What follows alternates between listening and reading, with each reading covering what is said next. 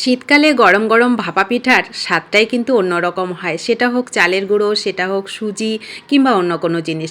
কিন্তু গরম গরম ভাপা পিঠার স্বাদই কিন্তু দুর্দান্ত হয় শীতকালে বিশেষ করে। তো সেরকম একটা সুস্বাদু নরম তুলতুলে ভাপা পিঠা আজকে তৈরি করব, যেটা দেখতে লোভনীয় লাগছে, খেতেও অসম্ভব মজার হয়। তো নমস্কার, রকমারি রান্নাঘরে আর একটা দারুণ ভাপা পিঠা রেসিপিতে আপনাদের সবাইকে স্বাগত। এই যে মুড়ি আমাদের ঘরে অনেক সময় নরম হয়ে যায় কিংবা মুচমুচে মুড়ি, যে কোনো মুড়ি দিয়ে এই ভাপা পিঠাটা তৈরি করলে খেতে অসম্ভব মজার হয়। তার জন্য আমি মুড়িটাকে এক বাটি মুড়ি নিলাম, তার থেকে কিছু মুড়ি নিয়ে মিক্সি জারে গুঁড়ো করে আমি হাফ বাটি মুড়ি নিলাম, মানে মুড়ির গুঁড়ো হাফ বাটি, মানে সমপরিমাণ ময়দা নিয়েছি। 2 চামচ আরও সুস্বাদু করার জন্য গুঁড়ো দুধ দিলাম।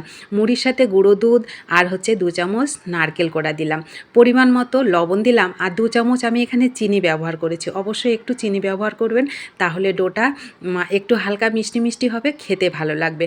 আর গুঁড়ো দুধ আর নারকেল আর চিনি যদি মুড়ির সাথে হয়, মুড়ি তো এমনি সুস্বাদু হয়। তো শুকনো উপকরণ ভালো করে মেখে অল্প অল্প জল দিয়ে এরকম নরম করে একটা ডো রেডি করতে হবে। ডোটা অবশ্যই কিন্তু নরম করে তৈরি করবেন।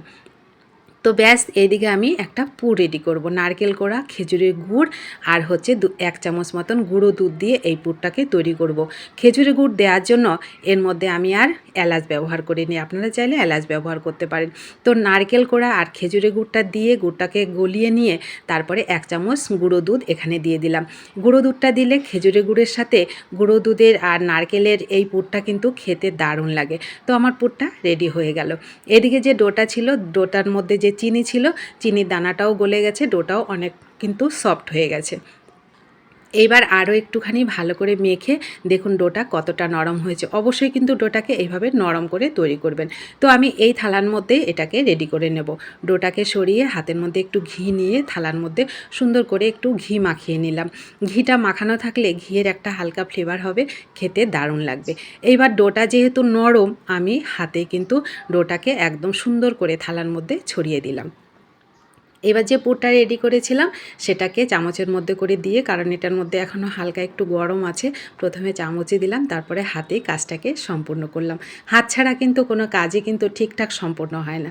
তো দেখুন ভালো করে আমি ছড়িয়ে দিলাম হাতে, তারপরে এটাকে গোল করে এরকম রোলের মতন করে এটাকে উঠিয়ে নেব। কারণ নিচে যেহেতু একটু ঘি দিয়েছি আর নরম ডোটা, এটা উঠাতেও কিন্তু কোনো রকম অসুবিধা হয় না।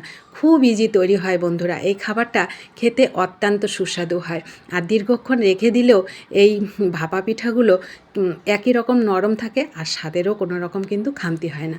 তো ব্যাস, এইবার রোলটাকে করে আমি একটুখানি ডলে নিয়েছি, তাহলে রোলটা খুব সুন্দর সফট হয়েছে। এইবার 10 মিনিট 10 আমি এটাকে ভাপে, মানে জল বসিয়ে জলের মধ্যে ভাপে রেডি করে নিয়েছি। রেডি করে একটু ভালো করে ঢাকা দিয়ে করবেন, তাহলে দেখবেন খুব সুন্দর রোলটা তাড়াতাড়ি ভাপা হয়ে যাবে। তো ভাপা করে আমি একটু ঠান্ডা করে নিয়েছি।